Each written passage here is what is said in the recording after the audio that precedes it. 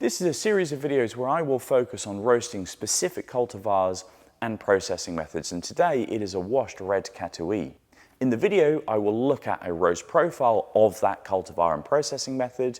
I will maybe describe some of the flavors by doing a tasting afterwards, and of course, I'll describe to you the mantra of why I chose that particular methodology for this cultivar and processing method. Catuai, to me, is a really broad-based cultivar, especially when you have a washed version. They are incredibly malleable. You can roast them quickly and slowly and still maintain good development of the coffee and deliciousness in the cup. Should you choose a roast profile that is fast, to say 8 minutes in total length, you will get more acidity and floral characteristics out of the coffee. Should you choose a longer roast profile, you'll get more caramels and nut vibes as well, without off taste like papery notes and those sorts of things. It is a good cultivar to start with if you're a new roaster, because you can pretty much throw anything at it and be able to yield deliciousness in the cup. The subject coffee for this presentation was from Nicaragua and possesses lots of zesty lemons in the cup. So I chose a roast profile design that would be expressive of those characteristics. I also wanted to brew this coffee via anything but espresso. So you could almost say that this profile was designed for brewed coffee versus espresso. For brewed applications, I tend to roast the coffees a little quicker than I would do for espresso. That helps me maintain some of those floral citric type of qualities. If I wanted to roast for espresso in this particular cultivar, I may have added an extra minute's worth of total roast time in order to achieve that. This seems like a good time to bring up the profile and discuss exactly what I did. On the screen, you'll see the profile. It has an ever-declining rate of rise. That is standard procedure for all of the cultivars that I roast. I like that because to me it means that I have maintained good even development throughout the total roast time. The roast itself was 9 minutes and 23 in total length. There was a development time of 1 minute and 30 with an end temperature of 211.3 degrees Celsius. And those three things combined were trying to assist me to get to a percentage weight loss of around 12%, which for a very light roast to me gives me good development and good balance in the cup.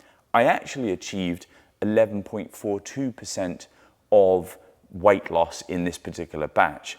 So there are a couple of things that I will describe shortly in order to achieve the weight loss that I would be thinking of. For those of you who are interested, the development time ratio was 16%, although I don't particularly take care or attention of these percentage ratios. They're a good indication. What I actually focus on is the development time. You'll note that I've used a pyramid heat approach in heat application. This is relatively specific to the lorring. I did not use this heat profiling on the Probat drum roaster. Rather, for a drum roaster, I used to start on high gas and taper that down as we move into and through first crack. For the lorring, I do feel that I'm getting really great balance from this particular heat profile, so the pyramid approach. It's not to say that you cannot use a high to low gas methodology. It's just that I specifically and I personally have a preference to the cup qualities that this profile gives me. There's a little message in there. Please do not take these presentations as a prescribed methodology, rather a description about how I have interpreted this particular coffee. These presentations are here to give you indications, some ideas for you to explore. What's important is to come up with a mantra, a way for you to be able to reach the cup quality and the cup profile that you enjoy. Back to the curve. On paper, I can't see any particular problems with this particular profile. Everything looks well controlled, post first crack development time, and shape of the rate of rise curve all looks really good. The expectation, therefore, should be good development and a clean coffee at the end of it. As described earlier, if I chose to roast this coffee a little longer, maybe by applying less gas in the early parts of the phase or at peak gas, I would achieve a longer roast time and maybe develop more of the base and mid-tones of this particular cultivar.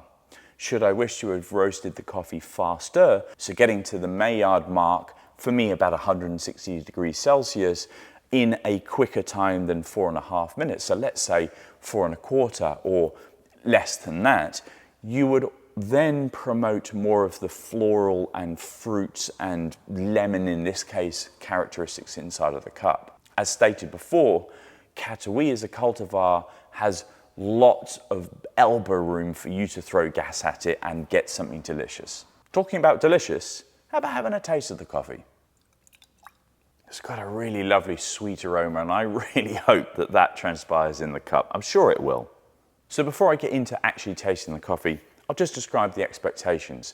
Lots of zesty lemon acidity. I need there to be some butterscotch or caramel characteristics. And for this particular coffee, there should be a sort of shortbready type finish as well. The cultivar itself will give you floral stroke zesty lemons. It will give you those caramel characteristics, and in some cases you'll get a nut profile on the end too. There should be a light medium body, and because of the roast profile that you saw, it should also be clean and crisp as well. So let's have a taste. It's exactly what I get in the cup. First of all, I have a lovely lemon zest that happens around on my palate. That is very quickly dissipates, so it's quite light and polite because of it. And in comes this butterscotch and caramel characteristics. It's a little bit creamy, which is a very, very pleasant flavor, sort of descriptor and character that you have on your palate. And then in comes that shortbread, and there is a little bit of nut. And I'd say a sweet nut like macadamia. This is really very delightful.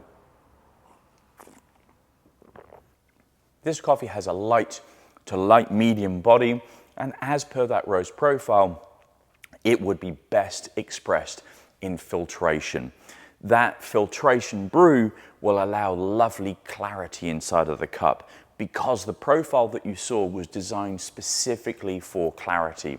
The rate of rise curve was really well executed, the development time was short, the percentage weight loss was done such that it would be the most expressive of a very light roast.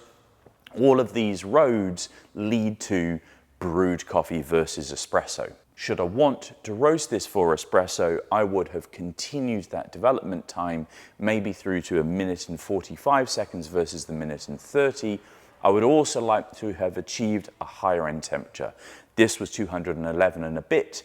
I may want to push it to 215 or so as an end temperature, and that would promote a little less of the lemon zest and a little more of the butterscotch vibe that is in this cup. And that was a brief description of how to roast a washed red Catuai, in this case from Nicaragua. I hope that this presentation has been somewhat useful.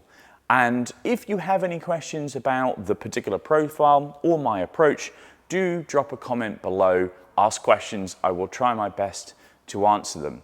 There's just a little reminder that these presentations are a description of what I have done and not necessarily a prescribed methodology.